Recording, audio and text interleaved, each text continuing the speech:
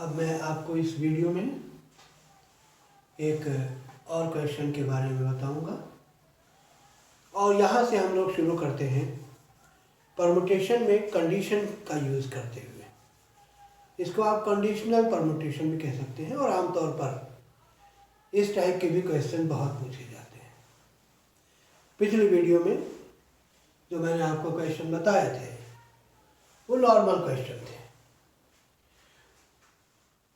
यहाँ पर मैं जो क्वेश्चन बताने जा रहा हूँ वो देखिएगा। In how many ways can the letters of the word pencil, एक वर्ड दिया गया pencil, PENCIL, pencil be arranged so that, pencil word में जो लेटर्स यूज किए गए हैं हमें उन लेटर्स को लेना है और उन लेटर्स को लेकर जो कंडीशंस दी गई हैं उन कंडीशन को फॉलो करते हुए कितने वर्ड बनाए जा सकते हैं, यानी कितने डिफरेंट ऑर्डर में उनको हम अरेंज कर सकते हैं, वो मुझे बताना है। यहाँ पर 3 अलग अलग कंडीशंस मैंने दी है। पहली कंडीशन है N and E are always together। दूसरी कंडीशन है N is always next to E। और तीसरी कंडीशन है N and E are never together। ये 3 अलग अलग कंडीशंस अगर हैं तो कितने ढंग से इनको हम अरेंज कर सकते हैं, या दूसरी भाषा में कह सकते हैं कि कितने वर्ड बनाए जा सकते हैं। अब इसमें इंपॉर्टेंट बात क्या है, जब वो कहता है कि N and E are always together, इसका मतलब N और E को मुझे एक साथ लेना है, ऐसे अरेंजमेंट करने हैं जिसमें N और E एक साथ हो। ध्यान दीजिएगा, एक साथ हो, कौन पहले है कौन बाद में है ये कोई झगड़ा नहीं है, बस साथ साथ होने चाहिए।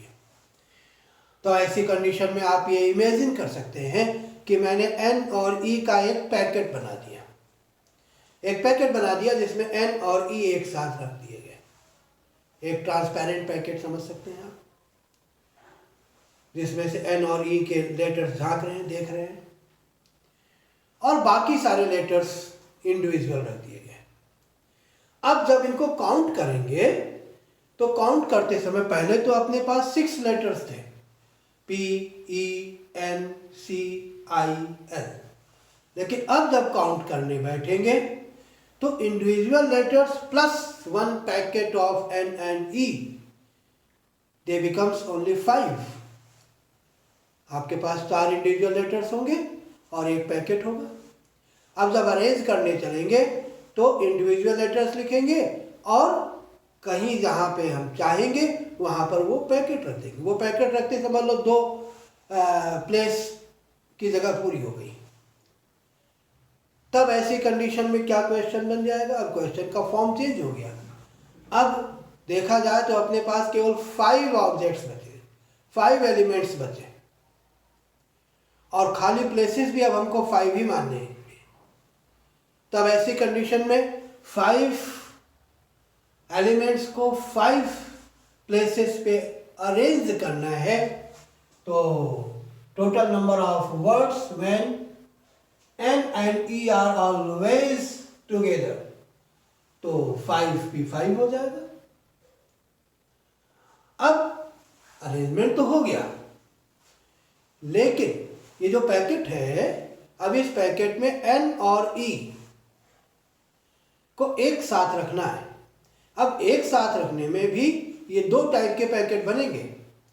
एक पैकेट जिसमें N पहले E बाद में, और दूसरा E पहले और N बाद में। हालांकि एक टाइम में एक ही पैकेट यूज होगा, लेकिन ये 2 यानी पैकेट के अंदर N और E अपनी पोजीशन इंटरचेंज कर सकते हैं, और जैसे ही ये इंटरचेंज कर देंगे आपको ओवरऑल एक नया नंबर दिखने लगेगा, एक नया वर्ड दिखने लगेगा। एक वर्ड जिसमें N पहले E बाद में, और एक नया वर्ड जिसमें E पहले और N बाद में है, दोनों साथ में। लेकिन उन्होंने अपनी पोजीशन इंटरचेंज कर दी, तो इसकी वजह से आपको एक नया अरेंजमेंट मिल जाएगा। तो इस बात का ध्यान रखते हैं कि जब हमारे पास दो या दो से ज़्यादा लोगों को एक साथ अरेंज करना होता है तो उनका एक पैकेट बना लेते हैं। पैकेट बनाने के बाद उनको एक यूनिट, एक एलिमेंट के रूप में उनको कंसीडर करते हैं, बाकी लोगों को इंडिविजुअल काउंट कर लेते हैं, काउंट करके और उनका अरेंजमेंट कर देते हैं। लेकिन उन पैकेट्स में जितने भी लोग हैं, ये तो दो की बात है, 3 भी हो सकते हैं, 4 भी हो सकते हैं, जितने लोग हैं वो अपनी पोजीशन इंटरनली चेंज कर सकते हैं। और जब वो अपनी पोजीशन इंटरनली चेंज करेंगे तो ओवरऑल आपको फिर नए अरेंजमेंट मिल जाएंगे। तो जितने तरीके से वो अपनी पोजीशन चेंज कर सकते हैं आपको वो भी निकालना पड़ेगा। तो यहाँ पर 2 लोग हैं तो 2 लोग अपनी पोजीशन 2 ढंग से यानी कि 2p2 तरीके से 2p2 तरीके से चेंज कर सकते हैं।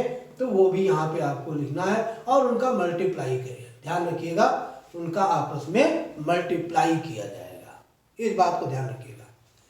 अच्छा, अब तो 5p5 इंटू 2p2 ये मल्टीप्लाई हुआ है और 5p5 कहाँ से आया, 2p2 क्यों आया, ये मैंने आपको एक्सप्लेन किया।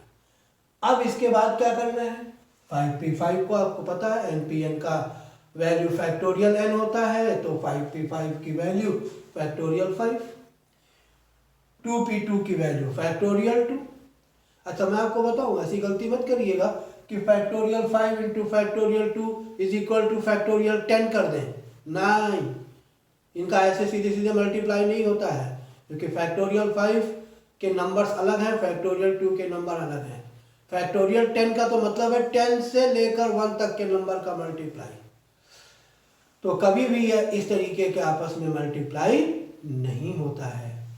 अब फैक्टोरियल 5 को नॉर्मल तरीके से आपने एक्सपेंड कर दिया, 5 into 4 into 3 into 2 into 1, factorial 2 को भी एक्सपेंड कर दिया और जब इन पूरे को मल्टीप्लाई किया तो आंसर आ गया 240।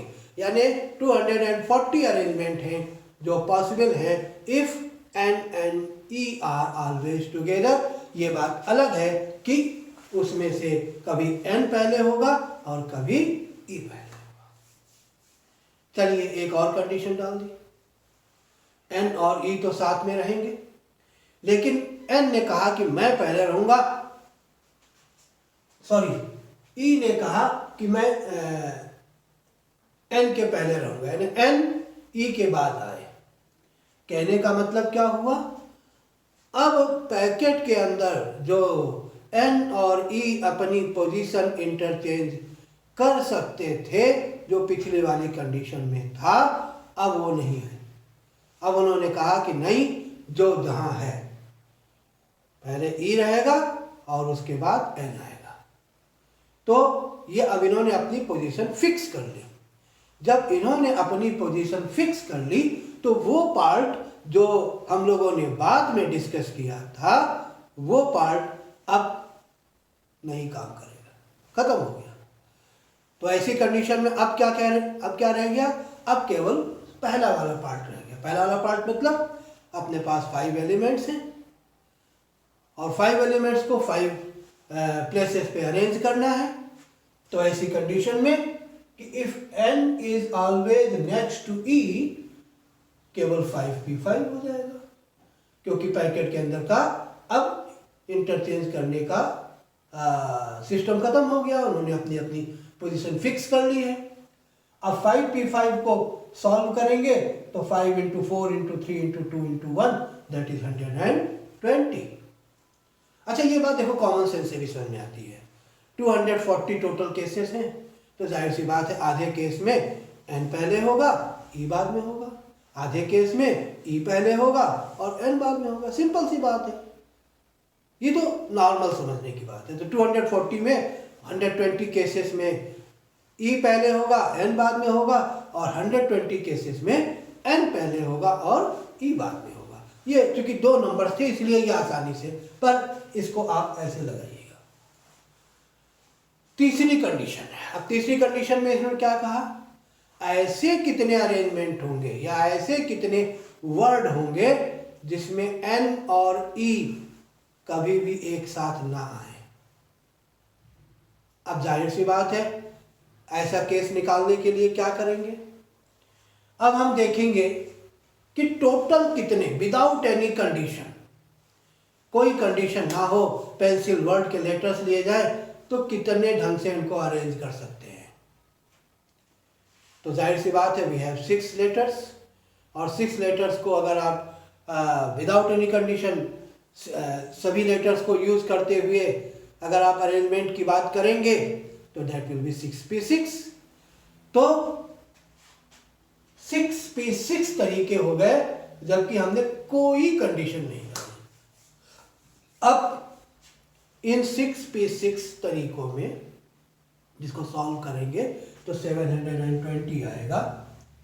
720 वर्ड्स या 720 अरेंजमेंट टोटल पॉसिबल है, पर उन 720 अरेंजमेंट्स में से 240 अरेंजमेंट या 240 वर्ड ऐसे भी होंगे जिनमें एन और ई एक साथ आ रहे होंगे।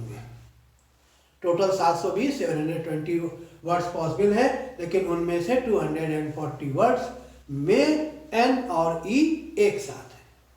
अब हम चाहते हैं ये साथ ना रहें, तो सिंपल सी बात है कि उतने अरेंजमेंट हटा दीजिए, टोटल में से उतने अरेंजमेंट हटा दीजिए तो साथ ना रहने वाले अरेंजमेंट के नंबर्स आ जाएंगे। कॉमन सेंस की बात है।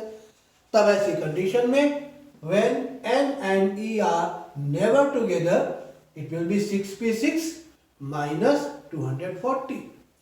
अब 6p6 को सॉल्व किया by applying the formula NPR, तो 6p6 की वैल्यू फैक्टोरियल 6 होगी, और फैक्टोरियल 6 को सॉल्व किया तो 720 माइनस 240, और इनको सब्ट्रैक्ट किया तो आ गया 240, इनको सब्ट्रैक्ट किया तो आंसर आ गया 480, और यही आपका आंसर हो गया। तो ये भी एक प्रकार के क्वेश्चंस हैं, बहुत इंपॉर्टेंट होते हैं, ये डिस्कस करते हैं। नेक्स्ट वीडियो में मैं आपको परमुटेशन से, ये क्योंकि बड़ा टॉपिक है, परमुटेशन से ही रिलेटेड मैं आपको कुछ और क्वेश्चंस डिस्कस करके बताने जा रहा हूँ।